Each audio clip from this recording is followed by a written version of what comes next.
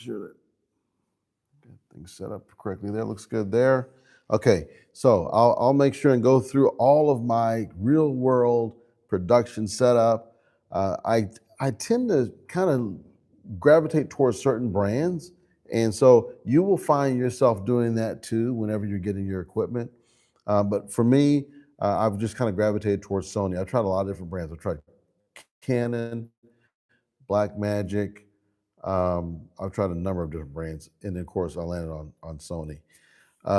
Why did I land on Sony? I like the color science. I like that they have such a varied lineup. You're able to get in at various different price points, and I like that. I have graduated myself all the way from a Sony ZV-E10, literally a $600 camera, up to a $10,000 camera with the Sony FX9, and I have no regrets. It's a great camera. But I'm not just going to talk about cameras in this live. I'm going to also talk about my lenses. I've tried several different lenses. My Tamron is my favorite for my all-around lenses.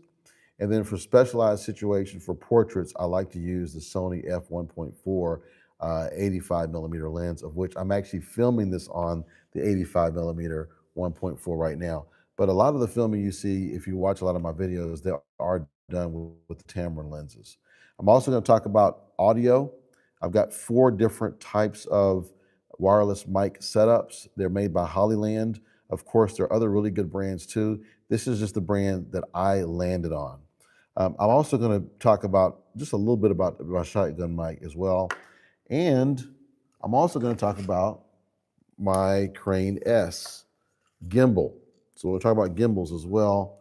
I may even show you how to balance one while we're at this. So we're going to be talking about all the stuff here.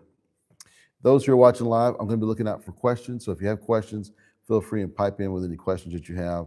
Let's start off with the Sony FX9. Now, this camera, you may ask, okay, I'm going to be doing content. Should I get a professional camera like a Sony FX9? I get asked that question a lot. My answer is the first thing I will ask you to do is think about, are you going to be in front of the camera or behind the camera more? Because that's going to be a key consideration. I want to double check, make sure my sound is working. Yeah, okay, good.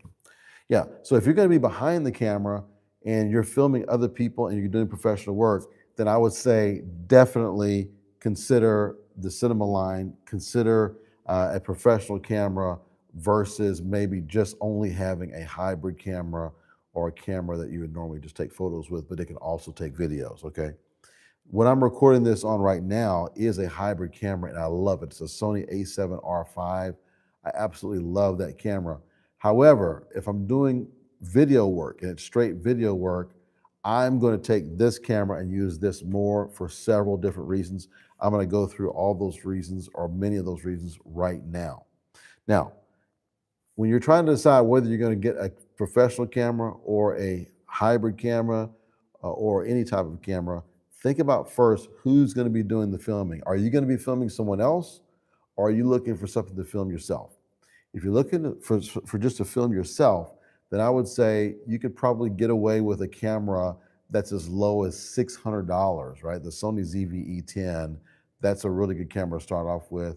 It can do 4K. You still got to buy a lens, but it's a very good camera. So even after you buy a lens, you're still probably right at $1,000. So I think that's, if you're filming yourself, that's a pretty good camera to start off with. And it has a little flip out on it, so you can actually see yourself when you're recording. So I think it's got some good benefits to it.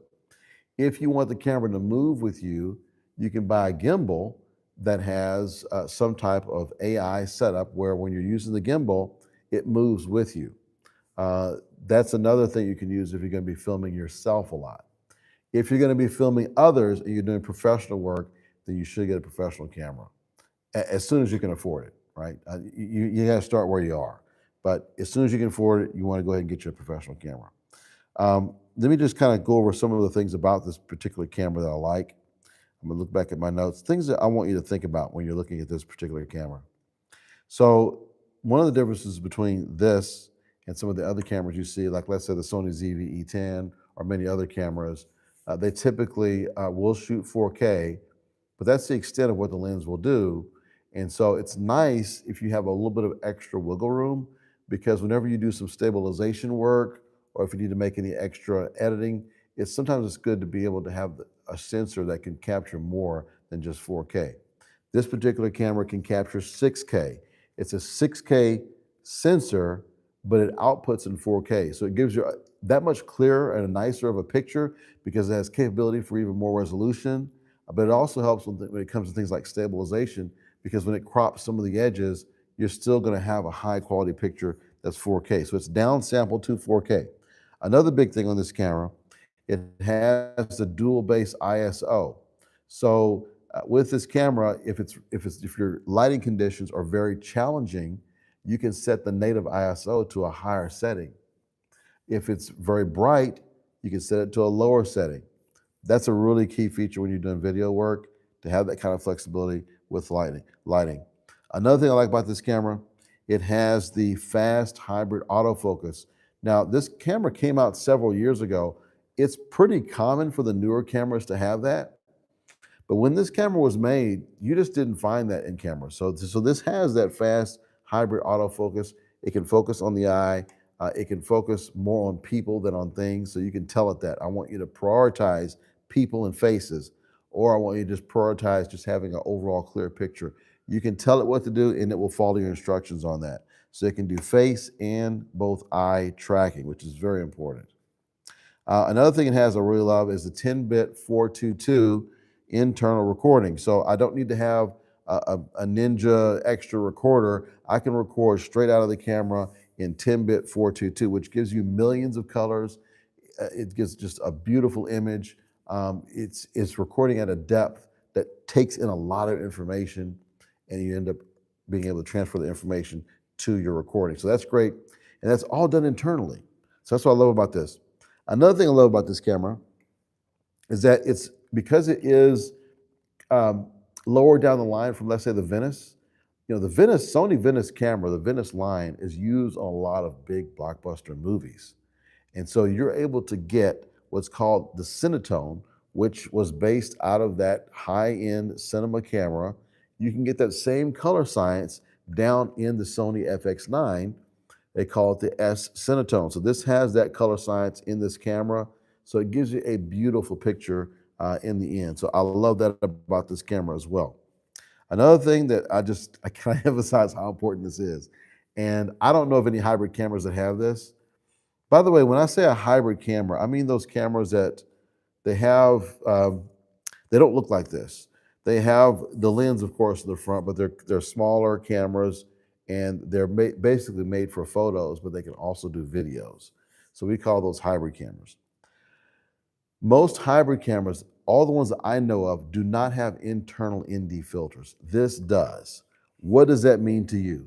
Well, what that means is when you're in a very challenging, changing light situation, if you're going from outside to inside, inside to outside, light to dark, this automatically changes to the environment that you're in. You don't have to do anything. You just put the auto setting on, and it will have the automatic sensor right here. It's the ND filter. And so it's a variable ND filter that's electronic.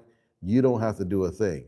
Whereas on a hybrid camera, you're probably gonna have to buy a matte box. I have a matte box actually for this camera. I don't have it on it right now, but you can get a matte box on it, you put it on there, and you slip your ND filters in there. You can slip your variable lenses in there.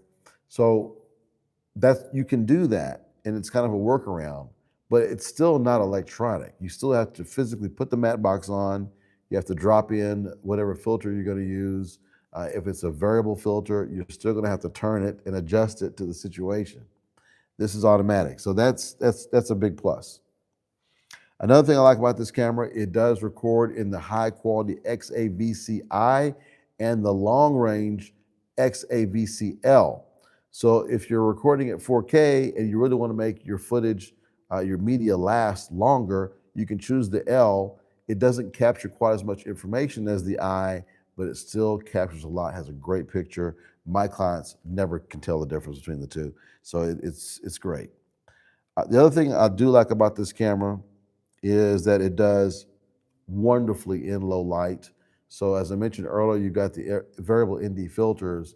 Whenever it gets to a point where you do have a very challenging low light situation, because it has a dual base ISO, you can turn that gain up and really get a nice picture, even if it's very dark and you have challenging lighting conditions. Now, one thing it's not my favorite about this camera is that it uses specialized cards. Basically, you can only use XQD cards in this camera. Now, if you had the FX6, I believe you can use the Type B, the compact flash Type B, which those are pretty economical, and you can get up to like a 500 or even a terabyte. I think you even get 2 terabytes. You can get a lot of information on those Type Bs. You can't do that with this. The most that I've been able to find so far in this particular medium, which is the XQD, is 256 gigabytes. So now the good news is it does have 2 slots. So this does have a place to put 2 XQD cards in here. So that's a plus that you can do that. But still, that's only 512 gigabytes max. So it depends on what you're recording, but if you're recording XAVC in the eye, it's not gonna last a whole lot of time. So you just gotta make sure you have to have plenty of XQD cards. And those cards aren't cheap. So to buy a 256 gigabyte XQD card, you're probably looking at depending on where you buy it, and if you're buying it used, if you're buying it new, I'd say on the low side, you're probably gonna pay about 150 bucks. On the high side, you may pay $200 or maybe even $300 for 256 gigabytes. Sony doesn't make on my end. Okay, there we go. Now I'm back. Okay, good. Just wanted to make sure. Hopefully I wasn't frozen for you guys online. Let me know in the comments if I was frozen. Let me see if I can look at where the chat is here.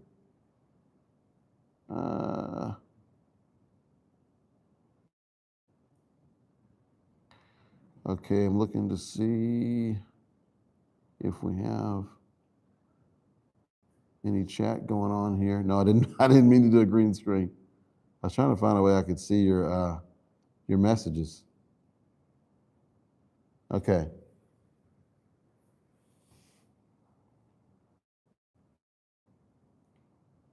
Yeah, if you have any questions at all, feel free and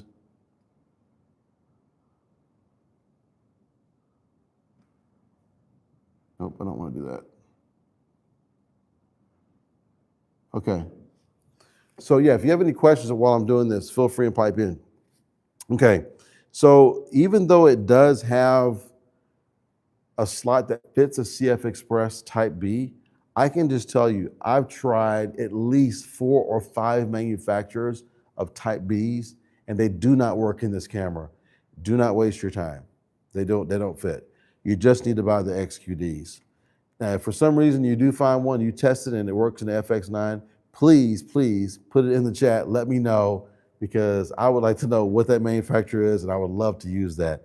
But they do not have any documentation on the Sony website to support anything outside the XQD on the Sony FX9.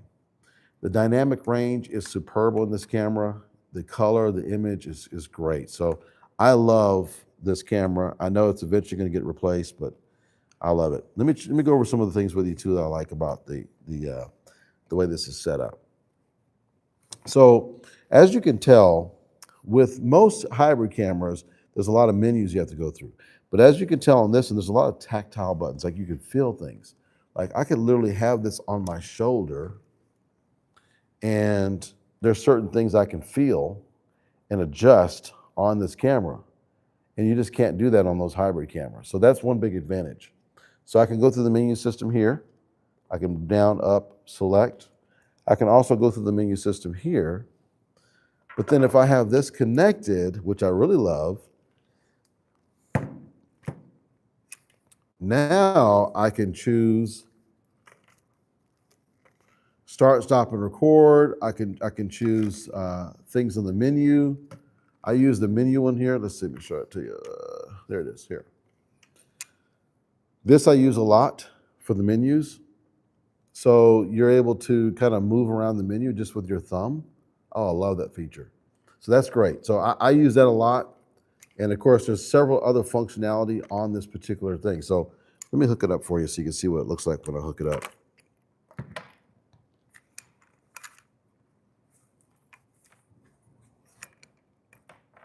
And another thing too I like is you can adjust it to the way you want to hold it. I also use it behind the camera too, which I'll show you that.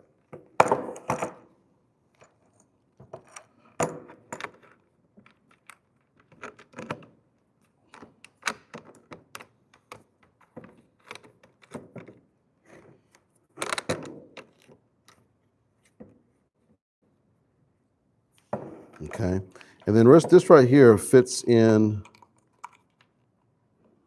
the side.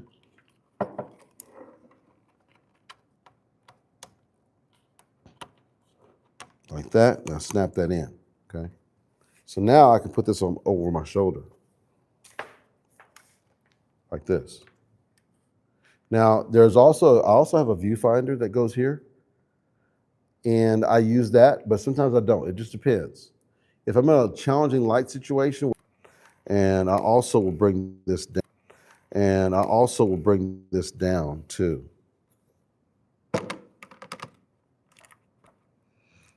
And I also will extend this, because this extends like this. Okay. So now this is much more comfortable. You see that? So I'm able to adjust this to my hands. I'm able to, if I have the power zoom, I can even control the zoom here. But generally what I'm using it for is to start and stop recording. And I'm thumbing through the menu system. I can turn on the menu system here, just with my button, without even looking. I can just do this. And then I start messing around with the menus with this hand and this thumb. Very powerful. Another thing I use too, I have it customized, but you can't even hardly see it unless you really look at it. There's a button right here. And when I press that button, what that does, it allows me to take it on and off of face priority. There are times when I don't want it to follow the face. I want to maybe show a product or some type of piece of furniture or whatever the case is. It's not a person. I can turn it on and off with this button here. So these are customizable buttons. I customize it to that. There's several customizable buttons just on this hand portion here. So keep that in mind. I love that feature. There's lots of other things you'll find on this. In fact, let me show you one other thing. This is another, when I'm behind the camera and I'm not having it over the shoulder, I also like to turn it back this way. And then I just adjust this. And so I can actually use this behind the camera. So this could be on a tripod and I'm using it behind the camera. I love it. So I've got the camera this way and I'm turning on the tripod and I'm controlling everything this way. That's another way I love to use this camera. Going through some of the buttons that you can control, besides the ND filter, I love menu controls here. You can also control the white balance right there on the camera. You can control the shutter speed. You can control if you want to go to slow and quick. You can control the iris. And for those of you who maybe you're new to this, I can show you what some of these things mean. So for instance, if you're in a very challenging light situation, you may want to change the ISO or the gain. That's going to give you a little bit more flexibility to brighten up the image if it's too dark. However, you want to be careful because you don't want to bring in too much gain. If you do, then you're going to bring in noise into the image. It's going to get noisy. It's going to have a little pixelation. It's just not going to look clean and good. So just be careful with not going too high on this. Now, part of how you can fix that is just by having a faster lens. So if your lens is faster, in other words, it has a low f-stop rating, like a 1.8 or 1.4, 2.0, 2.8, then you're able to get more light coming into the lens. You don't need to work as hard on the ISO side. The white balance, you do have that here. I also like to use the white balance, auto white balance here. If I press this button right here, what that does is it automatically adjusts the white balance to the room. So now I have a situation where if it does change a lot on me, I can change the white balance. If you're not familiar with that, what does the white balance do? That helps to adjust your color. So you don't have people looking too yellow or things looking too blue. You just adjust it to the room and it'll do great. It's an excellent feature. Okay, another thing you can do on this camera, you can control the sound, which I love. So you can bring up certain things like there's several inputs, which I'm going to show you from an audio standpoint, where you can have sound coming in and you can make all those adjustments here. You of course have the section here in the back, which will let the the media items come in. So the XQD media cards, the SD card goes in here. You have 2 XQD slots and 1 SD slot. So you have plenty of room for storage. I usually don't run into a problem as long as I have at least 256 gigabyte or 240 gigabyte cards in here. That I can pretty much run most of the day on my corporate shoots. There are a number of other things I won't go into every single thing in here, but those are some of the ones I use the most. I also use the thumbnail feature. The thumbnail feature will allow you to see what you've recorded already, what's already on the card. You can play that back and listen to it in full good sound and everything. Power, of course, is at the bottom. Headphones go right here. Use the headphones all the time. It's a great feature. Now, let's talk about the sound inputs, because I'm going to show you that on the other side. So you have spots for XLR. XLR is the one that has little 3 prongs, and you can stick it in either one of these 2 slots. I keep one right in here, and this is what I connect my wireless microphones to, which I'm going to go into my wireless microphones here in just a bit. So you have space for that. You also have, not only do you have 2 XLRs here, you also have the ability to run a microphone into this shoe right here at the top. This is a hot shoe. It's only specific models that will work on the FX9 in this particular slot. I think it's the UWP 21 and 27, if I'm not mistaken. Those are wireless microphones. That's the only ones that'll fit in here. You can't really buy other brands. It's not going to work properly in here. Now, if you have the FX6 or the FX3, there is some more compatibility with some other newer wireless microphones, but not the FX9. So don't get caught up in that. I got caught up in that. Like for instance, right now, I'm using a hot shoe wireless connection on the Sony a7R5 that I'm using right at this moment. But that same hot shoe will not configure correctly in the FX9. It will not recognize it. So just a word to the wise there. So that's where your audio is. So you have the audio here, you have audio here, and audio here. You have a total of 4 channels, and you might ask, what's the 4th channel? The 4th channel is just the internal microphone. So you have the internal microphone, you got the hot shoe microphone, and then you have XLR1 and XLR2. So you have 4 sources of sound you can run through this camera, which gives you lots of flexibility when you're online. It's actually saved me in some cases. There have been some cases where I had the shotgun microphone, like this one here. I have it connected on there. Plus I have the wireless microphone, and the wireless microphone was not configured properly, and we didn't have the headphones on, only to find out later all I have is a shotgun to work off of. But good news, the shotgun does pretty decent job. So it's decent sound, not as good as if I would have had a wireless on there. As far as the batteries are concerned in the back, you do have a few different choices for the batteries. The batteries last a whole lot longer than they do on hybrid cameras. I can just tell you that. This particular camera here, I have in here the equivalent of a BPU 60. So it's pretty good size. This will probably last probably 2 or 3 hours, something like that. Then I have another one, maybe longer. Just depends on how long you have it recording, how challenging the filming situation is. It may last half a day. I have another one that's equivalent to a BPU 90. It's a longer battery, and it will last most of the day. It does a really good job. It's excellent. So that is another option for you if you have the funds to get the bigger batteries. There's lots more other things I could talk about with this particular camera. If you have any questions, feel free to pop it in the chat. I'd be happy to answer it. One of the biggest learning curves I've found with this particular camera was how to put the lenses on and off. If you have a Sony camera and you have an E-mount lens, you know how easy it is to get a lens on and off of an E-mount hybrid camera. It's very easy. It's literally you just press a button and you can just pull it off or put it on with one hand. I do not ever advise you to try and put a lens on or take a lens off with one hand with this camera. You might find yourself dropping a lens. And in fact, it actually happened to me not too long ago. One of my crew who wasn't as used to this camera, which I totally understand, that lens ended up finding itself on the ground. And this is one thing you and I don't want to happen. You don't want to have a lens drop on the ground. I've actually dropped a lens on the ground before.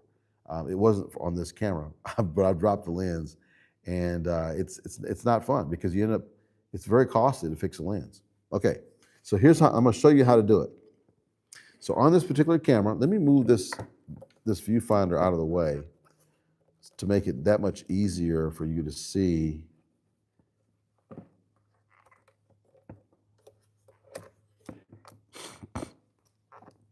Okay, I'll set that down like that. All right, so I'm going to show you how to take this lens on and off. Again, make sure you have two hands on this lens. You do not ever want to get in a situation where you have one hand because the lens will drop. Okay, so let's see if I can do it. I've never done it from behind before. Let's see if I can do that. Okay, here we go. All right, there's a release button here you want to press. So you press the release button.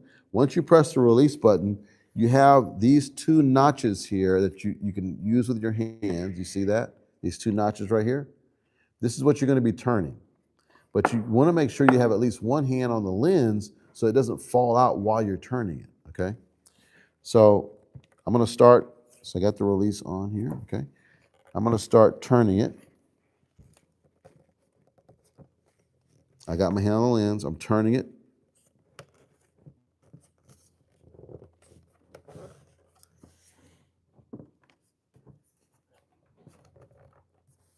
Oh, there we go.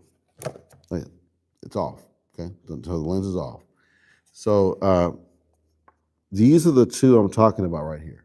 You're going to be turning these when you're taking a lens and pulling it in and taking it out. This is what you're going to be turning. But you saw I got stuck with it. The reason why I got stuck with it is this button here, I had to release it again. So this is how you release the button to put a lens on or off. So let me put the same lens back on. Again, you want to make sure you always have two hands with one hand on the lens. So here I'm going to line up this lens. I'm going to line it up with these. These two right here, there's two white notches here. Those have to be lined up. Here's my white notch here. So as you can see, I have them lined up. If I let go, the lens falls, okay? So I have this here, I'm holding it with one hand. Then I'm taking the other hand and I'm turning this part, which is this other notch I showed you. You heard it click? It clicked. And I press it some more and tighten it really good like that. I still got my hand on this one. I'm tightening it and it feels good. Now it's secure. So even though it's a little harder to take the lens off or put it on, it does secure the lens much better than the regular Sony E-mount cameras. Now, the reason why you may say, well, I don't really need that, I get that. With most lenses, you don't need to have that tight of a grip there. But some of the bigger cinema lenses, this is designed to take on those bigger cinema lenses. So you may have a lens that may be like this size, and you want to make sure that this is able to hold it and it doesn't overstress the mount. This right here will do that for you. So although it is a little bit of a nuisance, it's not my favorite thing about the camera, but it does help a lot. Obviously, I wouldn't need it for this lens because it's so small. This is a 20mm f2.8 Tamron lens. And while we're on the subject of lenses, let's get into lenses, okay? So maybe you're looking for a lens for your Sony camera. If you have, it doesn't matter if you have a Sony ZV-E10, it's a $600 camera, or if you have this lens, this camera, it's a Sony FX9, it's a $10,000, $11,000 camera. This lens fits on both and it looks great. This is a f2.8. You can, of course, invest in a lens that has a lower aperture rating on it. Maybe if you want to get an f1.4 or an f1.8, that's going to bring a lot more light in. It's going to be a faster lens. That's going to give you the availability to be a very challenging low light situation and still do a good job. I'm not particularly concerned about that with this camera because this camera does so well already in low light. I'm okay with that. Okay, so I wouldn't get too caught up in the ratings. I think 2.8 is still really good. The 20 millimeter gives me a wide enough angle where I'm able to get a lot in my frame. And so that's why I end up getting this particular separate lens. I'm gonna show you my other lenses that are all zoom lenses. This is one of only 2 prime lenses that I have. The other prime lens I'm recording on right now, it's an f1.4 Sony 85 millimeter lens. I use it more for portraits than I do for video. I'm just trying it out for the first time today on video. If you're watching on YouTube, some of my clips, or if you're watching the live, some of my clips you're gonna notice are very sharp, very clear. They're done on the portrait. Of course, I'm just doing it on my phone on the YouTube live. Okay, let's go through the Tamron lineup that I have. So we got the 20 millimeter, which is basically my wide angle lens, f2.8. It only has the 20 millimeter, so you can't zoom in or out. It's just a prime lens, so it's stationary, but it is very useful. The way you're gonna be able to get more in your frame is you're gonna just need to walk it back. If you need to get back zoom, you gotta walk forward. So it's pretty simple. This is a Sony, I'm sorry, this made for Sony cameras. This is the Tamron. They do make it for other types of cameras. This is a Tamron 28 to 75. So it comes out pretty wide, not as wide as this one, but it does come out pretty wide. And so the 28 millimeter does give me a lot of flexibility. In a lot of cases, I don't need to have this lens, but if I'm doing corporate work, corporate interviews, I'm probably gonna go ahead and have this 20 millimeter ready and fired and ready to go so I can have at least one wide angle shot. This particular lens here gives me the capability of doing a wide angle of 28 millimeters, but I can zoom in, see, to the 75 millimeters. I'm filming on an 85 millimeter right now. So I can go into a 75 on this almost as much as this particular lens. Just to help explain what that means, especially if you're just now starting out and doing your professional work, when it's set at a 28 millimeter, that means you're gonna get quite a bit into your frame. It's gonna be, almost basically like your wide angle shot. It's gonna be pretty wide angle. I wouldn't necessarily call it a wide angle lens, but it's a wide angle shot. Okay, so 28 millimeters is pretty good. 75 millimeter is going to compress your field of view quite a bit. But the good thing about doing it at 75 millimeter is that you're going to get a nice depth of field because whatever you're focused in on, whatever is in front of your subject or behind your subject is going to be out of focus. And then whatever is your subject is, of course, is going to be in focus. And so you're going to create what's called the bokeh effect. Some say bokeh, some say bokeh effect. But it's just that effect where your subject is super clear and everything else in the foreground or the background is blurry. And it looks really great because it focuses on your subject. So this allows you to do that with this 75 millimeter extension to get closer to your subject, and coupled with the f2.8 rating. So that gives you flexibility there. I like that a lot. Let's move on to something that helps you get even closer. What this does, this will compress your field of view even more, even smaller. So let's say a wide angle is like this. And let's say this right here goes down to 75 millimeters. So now it's like this. But then this one right here, this is an f 2.8 to 5.6.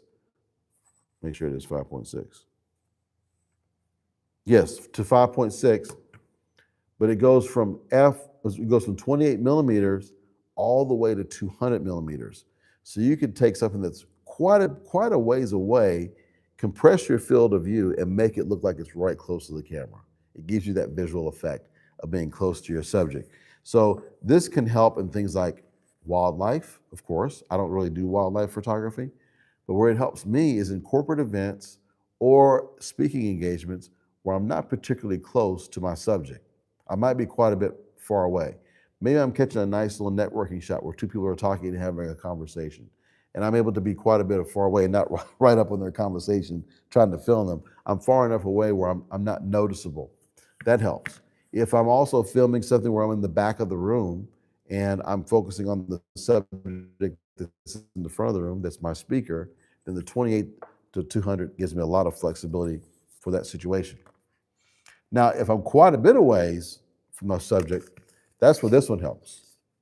This is a 150 to 500 lens. It's a massive lens. So let me flip this around. So you can see how long this is.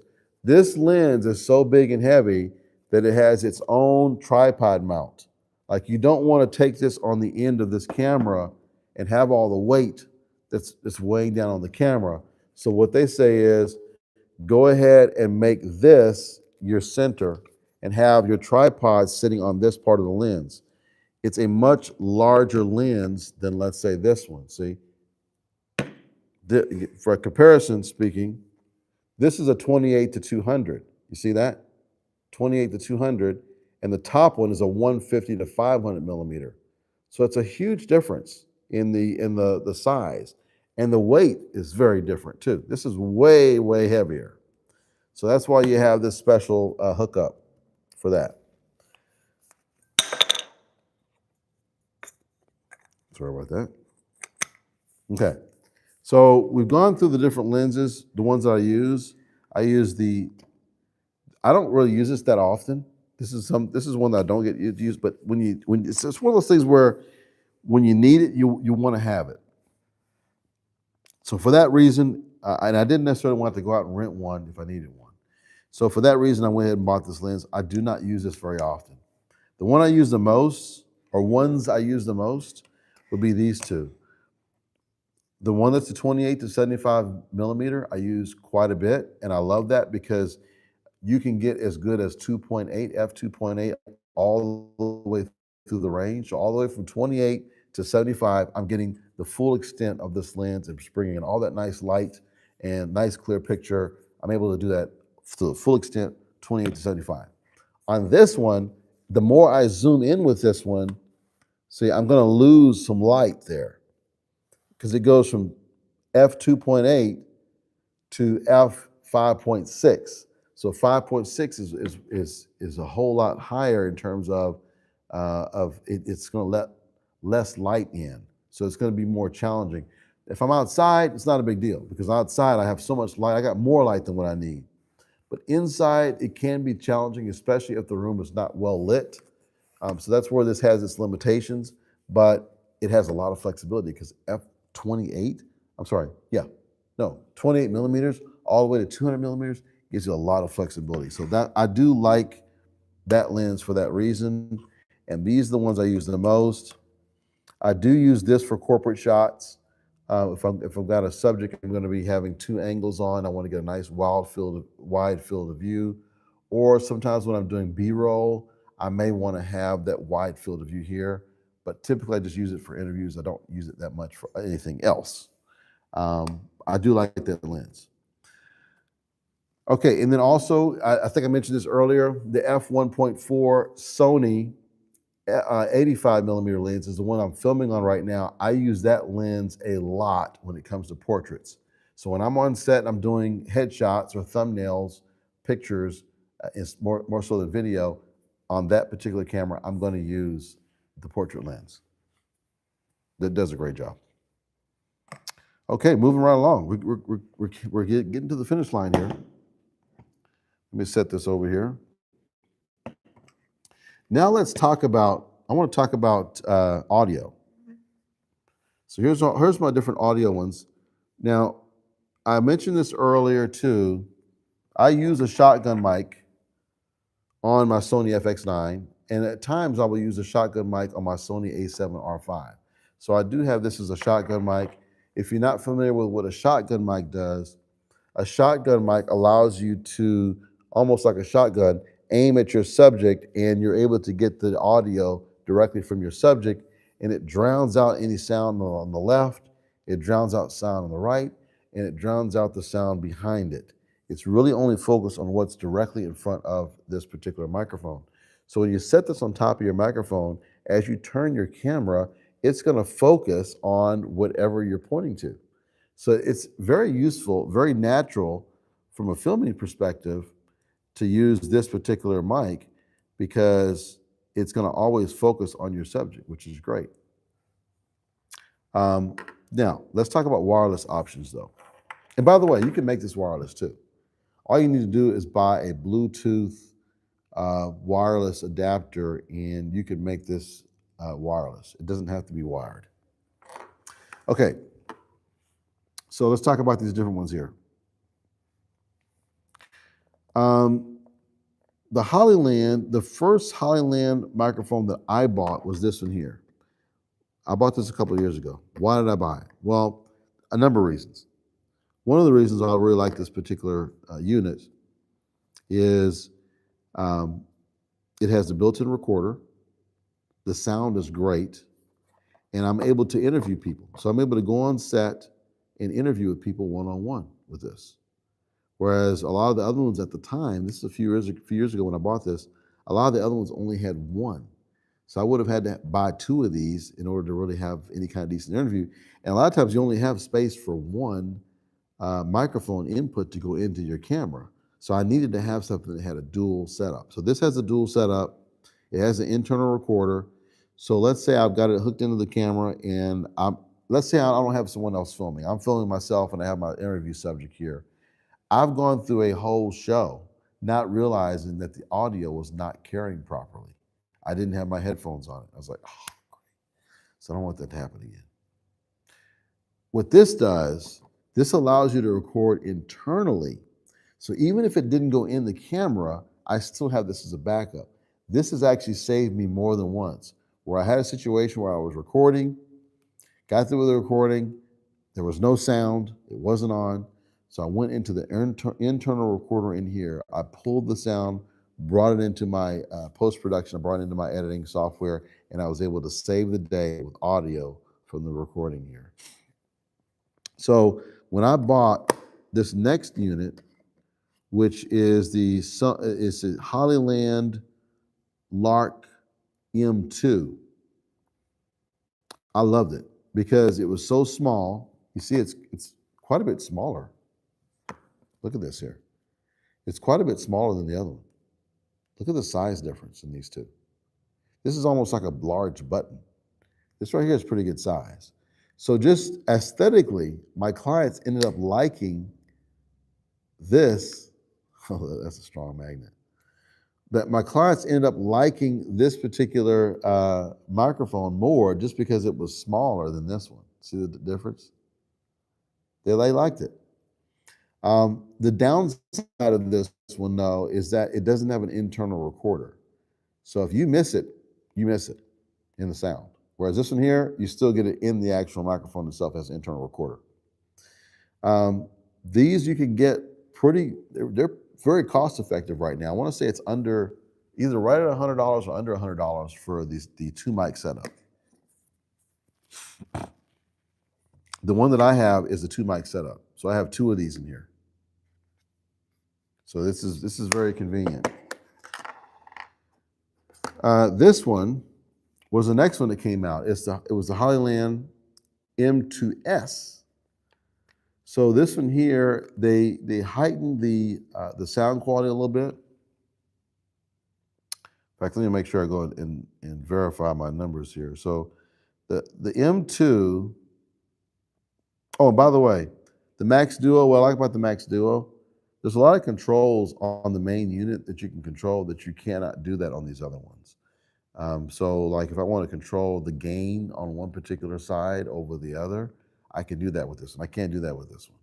So if I want to have one mic, because sometimes you have people who their voice carries more or they talk louder, to be able to adjust those is sometimes crucial. So on paid work, I would highly suggest to use this if you want that kind of control. It has, well, all of them are going to have noise cancellation. The battery life, it lasts a really long time. But the two, I tell you, the sound quality is so good on this M2 that I cannot tell the difference between these two. I really can't. These are both very good sound on these. Let me move this over here. Very good sound on these. So I'm highly confident you'll enjoy this microphone. Just know it does not have an internal recorder. It's really good for quick setups too. It's really easy to put on your subject. It's magnetized, it's small, very nice. Now the M2S The battery lasts longer on this one. It has a stronger signal, so you can be further away and still be able to hear it. The audio is good. It's better actually than the M2. It's not a lot better, but it's you can tell there's a little bit of a difference. I wasn't crazy about the fact of how you put it on your subject. See right here, look at that. When you put that on your subject,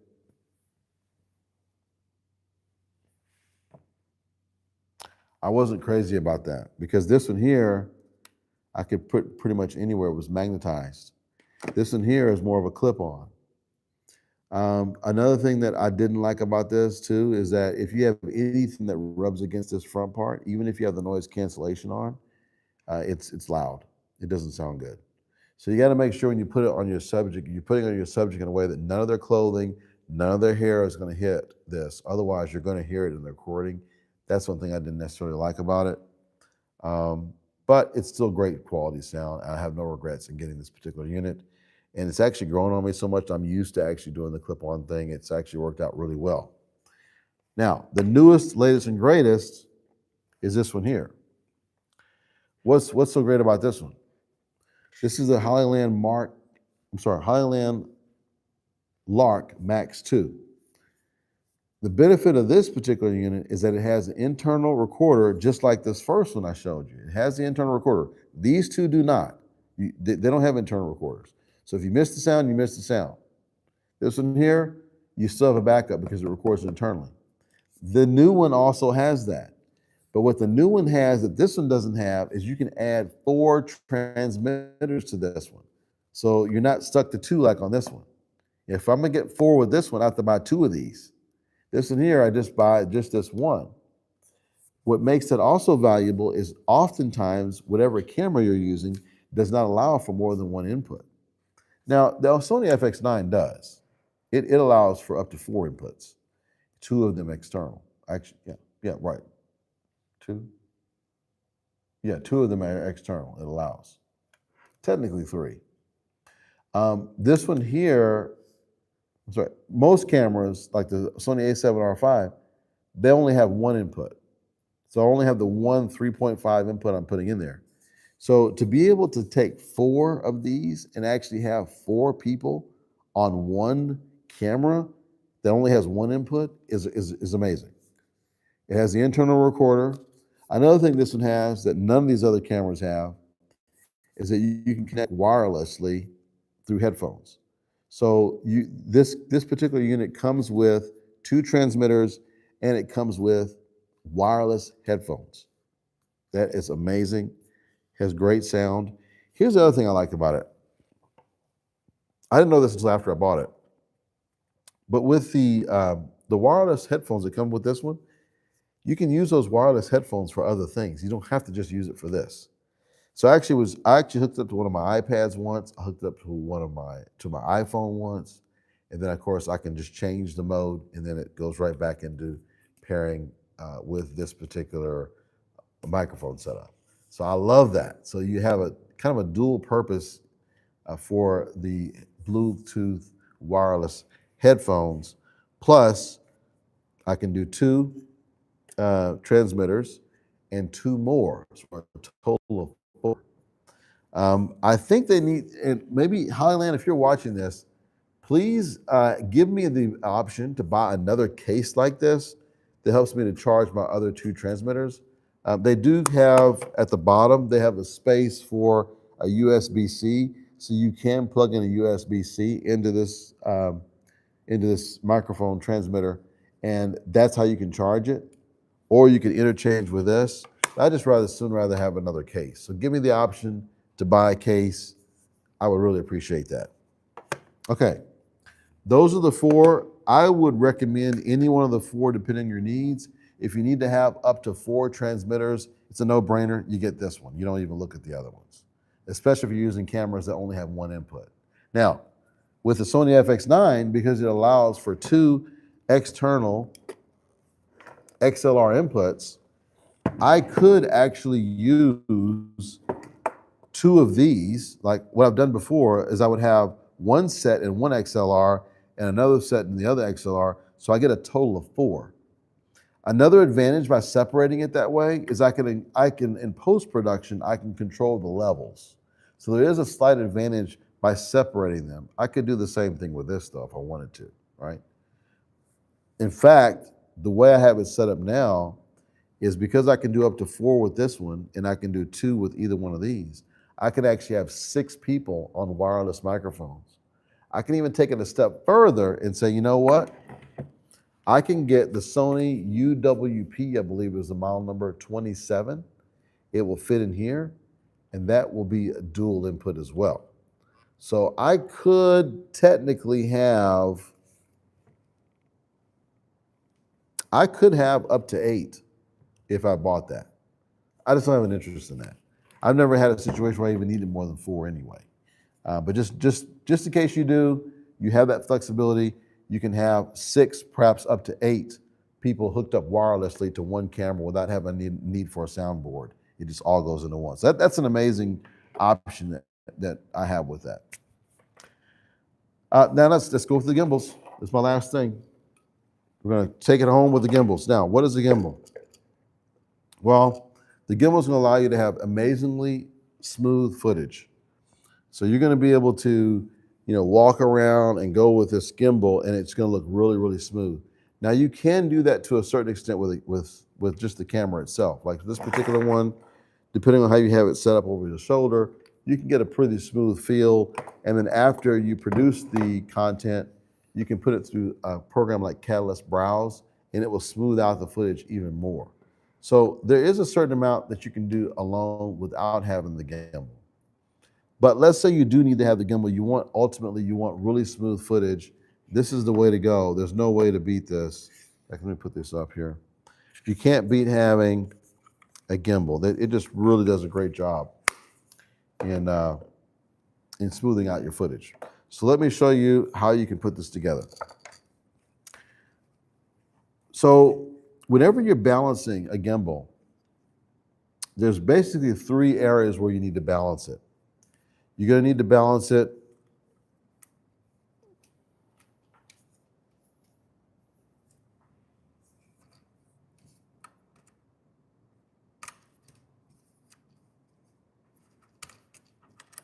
there we go. You need to balance it this way. You're going to need to balance it this way.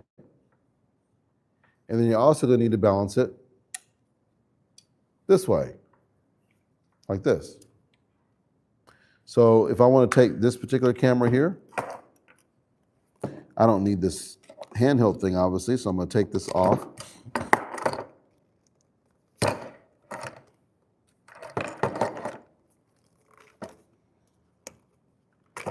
So that comes off.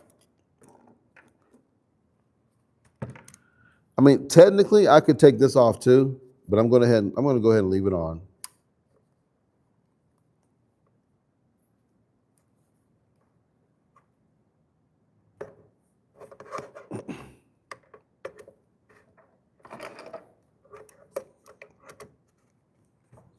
Now, if weight is an issue, or if you just don't want it to get in the way, you can leave it off.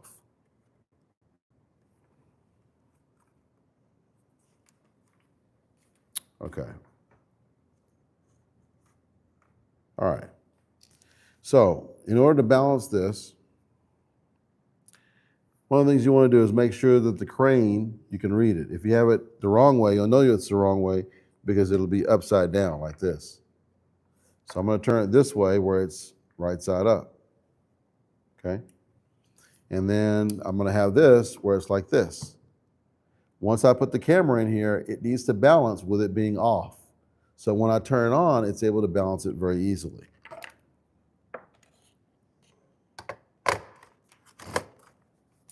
So now it's secured. It's in there. I use the Falcam 38s to keep it secure. Now that it's secure, I'll just put this up here like this. The reason why this is on here is I would normally have the wireless microphone in there.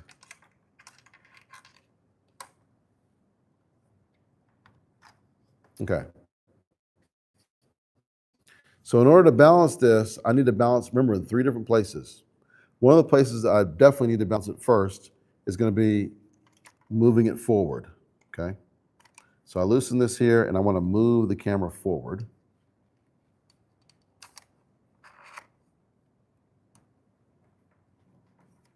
And I need to keep moving it until I'm able to get it where it's balanced.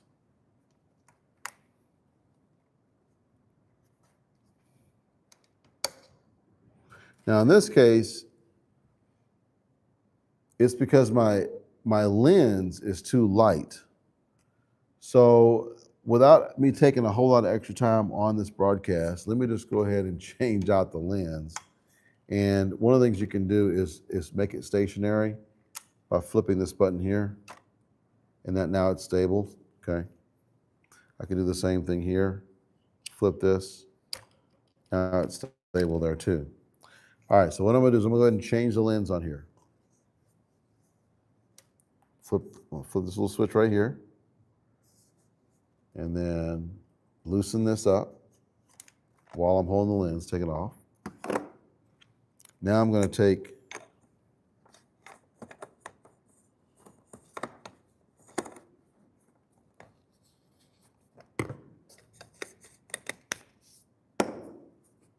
this right here. Okay, now I just tighten that up. Now it's fully tight in there, okay? Now let's see if this is enough to balance it out. I don't know, we'll see.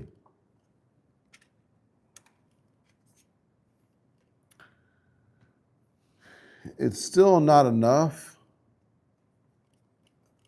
So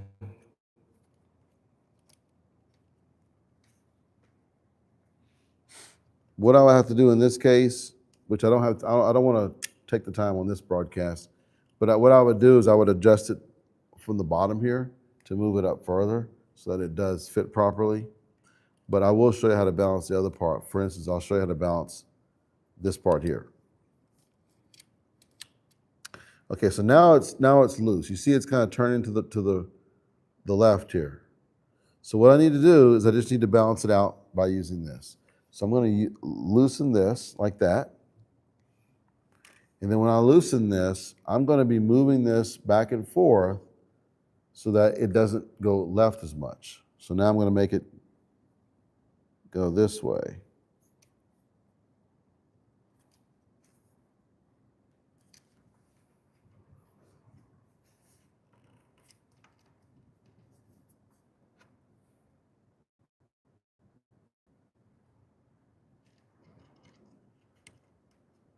Okay, I think I got it in a good spot right here. Okay, see that? Now this is, I let it go, it's not tilting anymore. So that part's balanced. So the tilt is balanced. Now I need to make sure this part's also balanced. So the way you make sure this is balanced is if you tip it sideways, you want to see if it goes to any one side. Okay, now see that it goes this way, that lets me know that it's tipped too far this way. So I need to make sure that I tip the scales a little bit and move this in. Move it out, rather. Let me try that.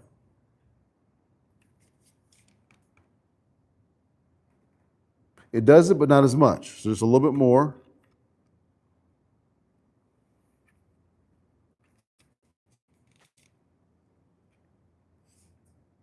Now it's too much the other way. See, it's a little bit of an art to it,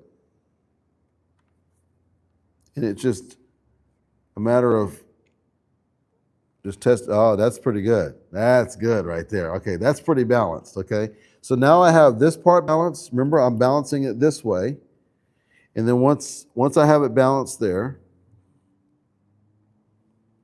now I'm basically the last piece of the puzzle is just balancing it the way I showed you earlier. So, but you get the point. Once you have it balanced, then now when you turn on the unit, you're going to be able to take this particular camera and be able to maneuver it different ways, and it's going to always stay balanced. It's going to give you nice, smooth footage. Okay, let me know if you want to do a follow-up session on how to balance the gimbal, how to use it. I'm more than willing to do that. Apologize, I didn't have it fully ready today, but I can have it ready next time where it will be balanced forward. I was using a different camera on it last time, and so that's why it wasn't ready for what I had. So hopefully you were able to get some value out of what we did today. I certainly enjoyed showing you this stuff. Feel free to let me know in the comments any questions that you have. Thanks for watching. Let me know what you'd like me to talk about next when it comes to gear. What is it? Is it lighting? Is it more about the sound? Is it more about the cameras? Is it setting up the camera? What are some of the things that you want to learn? Would you like me to compare more cameras against each other? Love to hear it. Thanks for watching. See you next time.